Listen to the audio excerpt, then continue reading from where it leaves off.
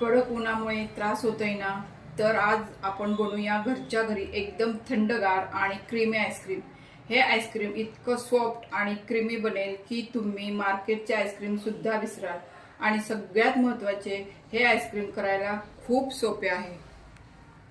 चला आपण आज व्हॅनिला कस्टर्ड आईस्क्रीम तयार करूया। पहिल्यांदा मी या पातेल्यामध्ये थोडंसं पाणी ओतून घेतलेलं आहे।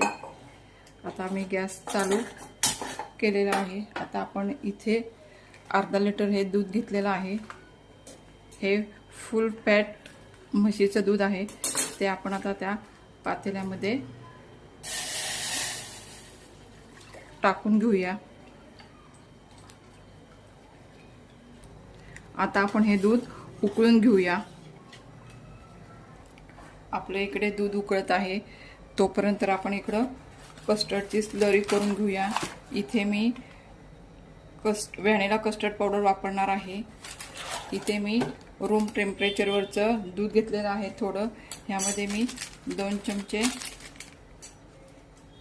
कस्टर्ड पावडर टाकणार आहे।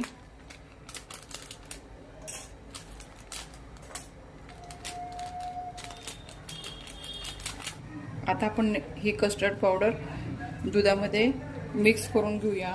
मैत्रिणींनो, जर तुमच्याकडे व्हॅनिला कस्टर्ड पावडर नसेल तर तुम्ही घरीच एक सोपा पर्याय करू शकता। त्यासाठी 1 चमचा कॉर्नफ्लॉवर आणि 1 चमचा मिल्क पावडर घ्या आणि शक्य असेल तर व्हॅनिला एसेन्स घाला, म्हणजे कस्टर्ड सारखीच चव येईल। आणि आपण हे दूध गरम घ्यायचं नाही, गार घ्यायचं, कारण का गरम जर घेतलं तर त्यामध्ये ह्या कस्टर्डच्या गुठळ्या होतात। म्हणून हे गार दुधातच मी हे मिक्स करून घेतलेलं आहे। आपलं दूध हे उकळलेलं आहे, त्यामध्ये आपण 5 चमचे साखर टाकून घेऊया। आईस्क्रीम ही गोडच छान लागते, म्हणून मी 5 चमचे साखर टाकलेले आहे। तुमच्या आवडीप्रमाणे तुम्ही साखर त्यामध्ये घालू शकता। आपण आता ही साखर यामध्ये विरघळून घेऊया। आपण आता या दुधामध्ये हे कस्टर्डचं मिश्रण आहे ते ओतून घेऊया, कारण का आपण हे परत एकदा हलवून घेऊया, कारण का कस्टर्ड पावडर ही खाली चिकटली जाते। म्हणून आपण हलवून मग मिश्रण दुधामध्ये थोडं थोडं करून टाकूया, म्हणजे गाठी होत नाहीत।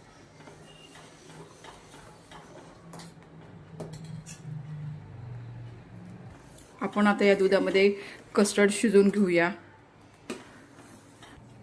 हळूहळू हे मिश्रण घट्ट होऊन क्रीमी बेस तयार झालेला आहे। याला आपण आता थंड करून घेऊया।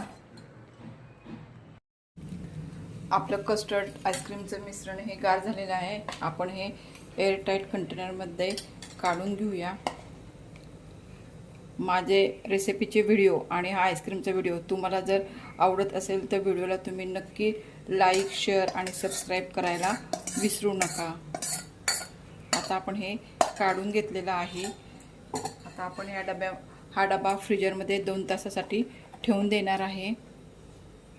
2 तासापूर्वी आपण फ्रीजमध्ये ही आईस्क्रीम सेट करण्यासाठी ठेवली होती, ती आता आपण काढून घेऊया।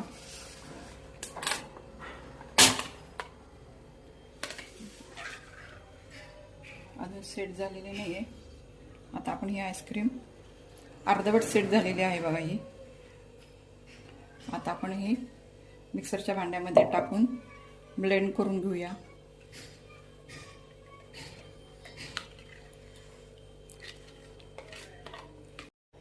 आपण या मिश्रणामध्ये 2 चमचे दुधावरची साय आहे ती आपण आता टाकून घेऊया। आपलं हे आईस्क्रीमचं मिश्रण आपलं स्मूथ आणि बाजारसारखं झालेलं आहे। मार्केटमध्ये जशी आईस्क्रीम मिळते ना, तसं हे आपलं मिश्रण झालेलं आहे। ते आता आपण एका कंटेनरमध्ये, त्याच कंटेनरमध्ये परत काढून घेऊया।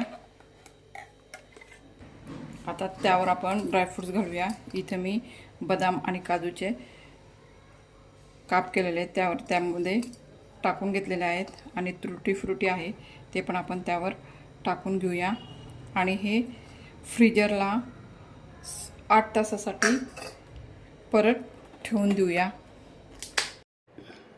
आईस्क्रीमचं मिश्रण आपण फ्रीजरमध्ये 8 तास सेट करण्यासाठी ठेवलं होतं, ते आता आपण काढून बघूया आपलं आईस्क्रीम कसं सेट झालं आहे आणि किती सॉफ्ट आणि क्रीमी झालेलं आहे।